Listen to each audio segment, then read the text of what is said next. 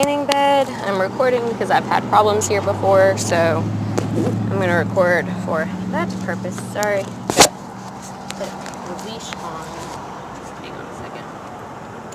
So, since I've had problems here before and I don't want to have problems again. Come on, Max, down. Down. Watch out.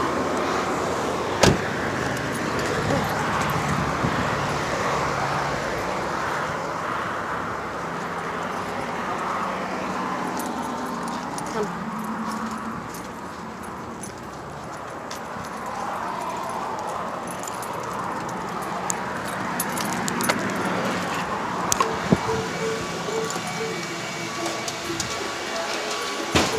Dominique Graffio?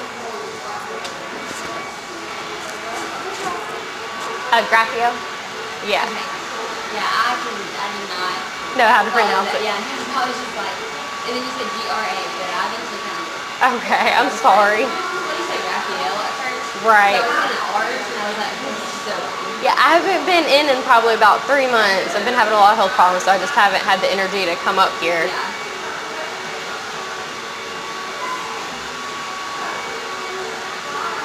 You're still doing it, and you still have me Okay. And you had the 85. So Okay. Yeah, I didn't use much of them. Yeah. I'm hoping to change that.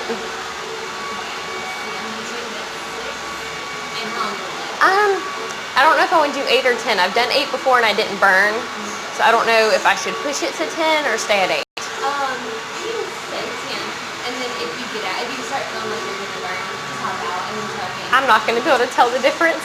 Okay. Maybe let's do 8 since I haven't done it in so long, and then next time I'll do 10. Okay, that sounds good. Finish that for me. All right, where's y'all?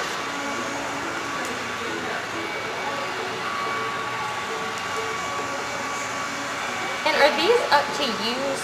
Yes. Okay, I wasn't sure if they were available to use or not. You just use them, and then whenever you get out, just put them in that little cleaner thing. Okay. Wait. Thank you, ma'am. And you're good to go to bed safe. See where that front one right there. This front one? Okay. If I can pull this off. Awesome, thank you. Come. In. Good boy. Wait. Lock the doors. Unbuckle this. Max, sit. Good boy. Lay down. Yes, good job. So no problems. Good boy. I think someone has a dog out here. I'm not sure.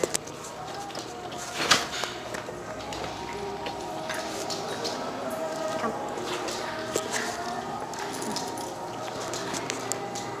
Right here. Here. Right here. All the way. There you go. Wait.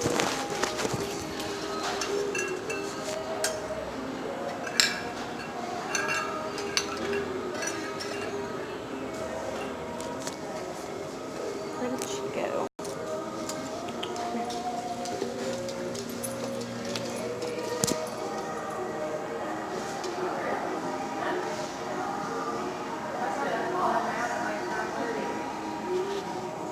Hey.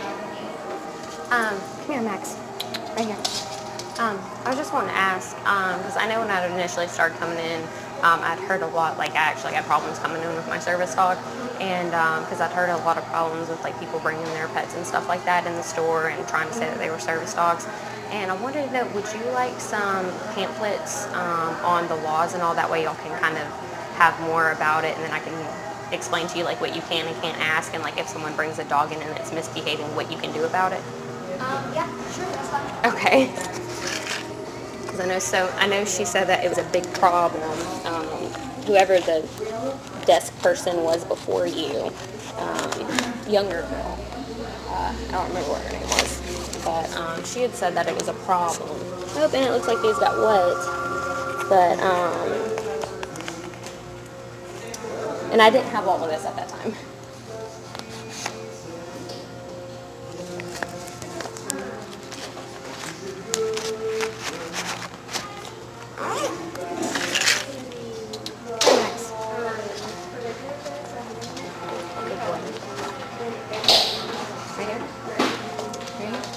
Sit.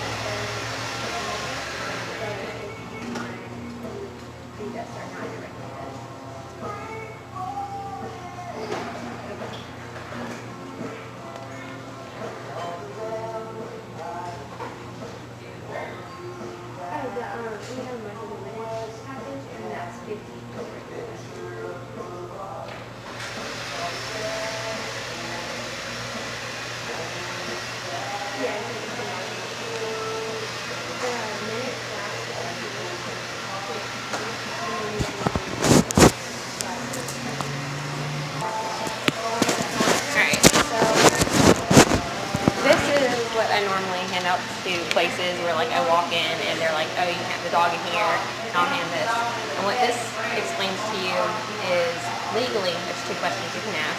One, is it a service dog required for disability? And I always try to focus when I'm educating to make sure that you say they're required for a disability on it. A lot of people will say it's a service dog, and then people that are trying to pass their pets off will say, oh yeah. But normally if you say it's required for a disability, they'll be like, oh yeah, well, or it's she's emotional support, and then it's an emotional support animal.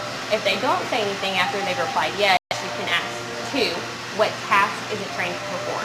So like with Max, he's like in a medical alert, and so that's what I would tell you. But other people, they may again say emotional support, and then you know, okay, emotional support animals aren't allowed in here. And then it has, you know, like what you can't ask, you know, there's no IDs. Most of the time if someone hands you an ID, oh, well, I've got her ID. Those are actually fake and illegal.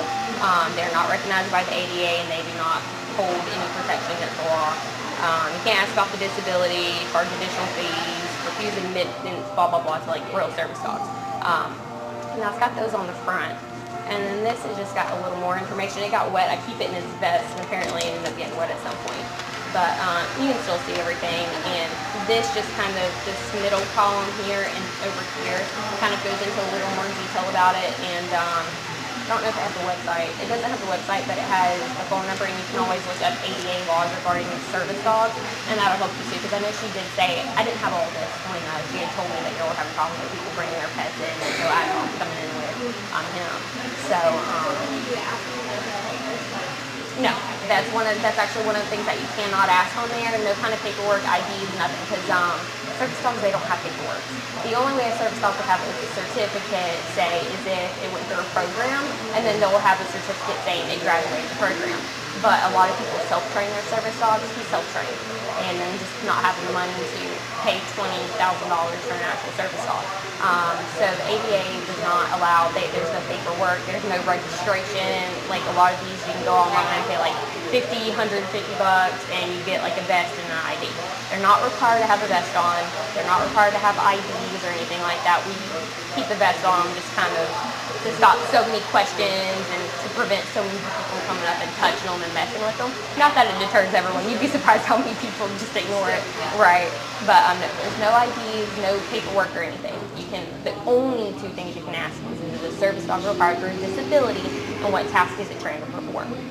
So say those people get through those two things, and normally when it comes to a task force, the only thing that, you know, they can say that you wouldn't vote allow in is like emotional support. And then you're like, that's an emotional support animal, it's not allowed in here. So say someone's like, oh, he's for medical, and he is a service dog, and he's required for medical alerts. Then, you know, you gotta let them come in. But if their dog is acting up, if it's barking, urinating or defecating on the floor, pulling on the end of a leash, they shouldn't be pulling on the end of a leash. Like, he's actually between my legs right now. They should always be next to the handler. They shouldn't be freaking out, jumping around, barking, whining. They shouldn't do any of that. If a dog comes in, even if it is a legitimate service dog and it's not a fake, if they come in and they're acting like that, you can ask them to leave. Yes. And so, like, if I was to come in with him, and if he started barking and I couldn't get him under control and make him stop, and he continued to do it, then he's like, can you please leave? He's causing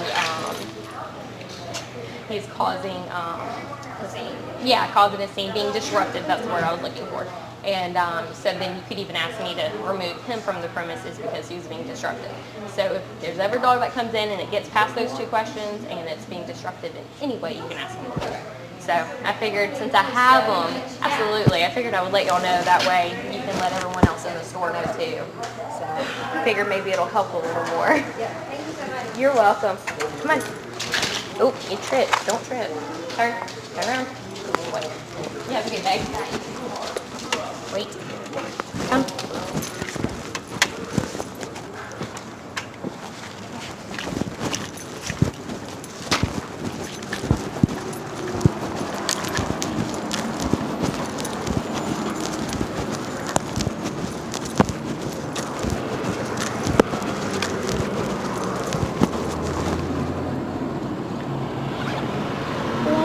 Where's my key? Oh no, where did I put the car key? There it is.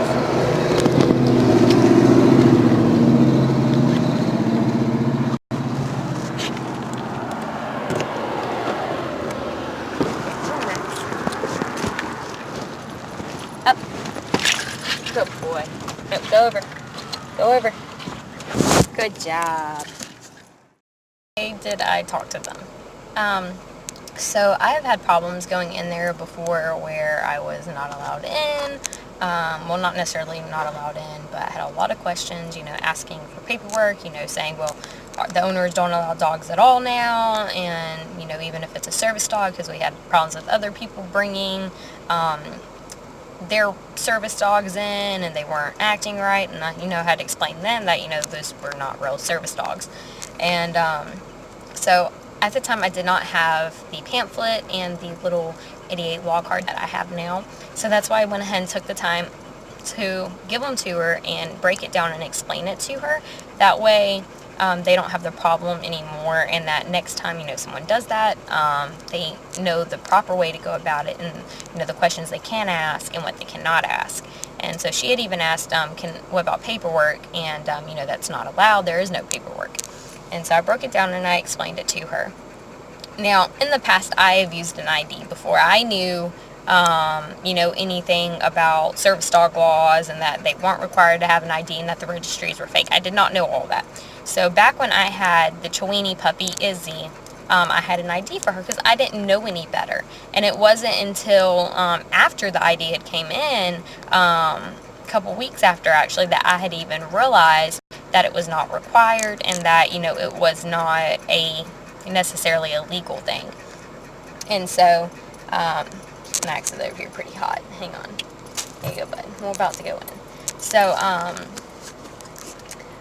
that's why I took the time to break it down and explain it to her, is just so that she knows in the future, and that way the rest of the employees there and even the owners can understand and know the laws a little better. So when I was in the tanning room, Max, he did really good when I was in the bed. He kept standing up and looking at me, kind of freaked out that I was in this thing that had, a top over me, and I was laying in it, and I was essentially encased in this bed. So he wasn't happy about it at first and kept trying to stick his head in to touch me and check on me. And it only took me a second, and I got him to stop because I didn't want him to be looking into it like that and it mess up his eyes. So it took a second. I had to tell him to sit and lay down. And I had to give him his down command a couple of different times because he kept standing back up and checking in on me. And so I'd keep telling him to lay down. After probably the third time of that and him realizing I'm okay because we've never, this isn't something that he's used to, he laid down and he held his down for the rest of the time. Now, while I was in there, it sounded like there was a dog with a collar, the leash and collar jingling, like they do when they walk, or like the tags, kind of like that noise when the tags are clinging together. And then I heard a cough. But if you know dogs, when they cough, it sounds like they're hacking something up, and it sounded like that. And that's why I assumed there was a dog out there. I think there was. It was probably in a tanning room because I only heard it walking, and then when I walked out, I didn't see it anywhere. So there probably was a dog in there that, probably one of the tanning beds with one of the, whoever had it in there with them. And so, that's actually what made me remember to give her the pamphlet and the law card. And, it could have been a service dog. It very well could have. I didn't see the dog. All I heard was the clanging of the leash or the tags, whatever, and then, that dog hack. And so that's why I went ahead and stopped, gave her the stuff. It could have very well interrupted. So, I don't know. It could have been a pet, but either way, whether it was a service dog or not, or a pet, I don't know. I didn't see it, but if there was, she knows, and so she can ask the proper questions, and then, even if it is, then, she's asking the questions, no big deal. If it's not, she's able to ask the questions, and then, determine from there whether or not the dog is going to be allowed back in the store. And, I even explained to her, even if it is a legitimate service dog, if they're acting up, you can still ask them to leave. And so, yeah, so I need to start trying to go more often. I've been really nervous about going back since the incident where it was actually with Izzy, where I had problems going in. And so that's why it's taken me 3 months to go back, is because every time I think about it, my anxiety gets really high. And so that's why I haven't gone back. But knowing now, I've got Max. He's I've got to suck it up. It's been paid for. I have all of these lays left. I actually have over half of my minutes left because I didn't go often. I think I went twice. And the first time I had the problem with Izzy, and after the second time I was just too nervous to go by myself.